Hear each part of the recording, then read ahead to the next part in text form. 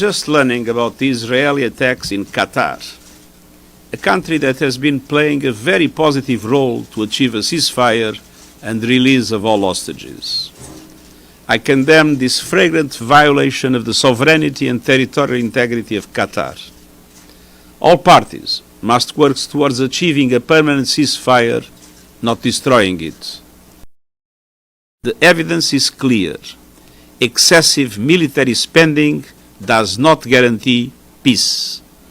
It often undermines it, fueling arms race, deepening mistrust, and diverting resources from the very foundations of stability. A more secure world begins by investing at least as much in fighting poverty as we do in fighting wars.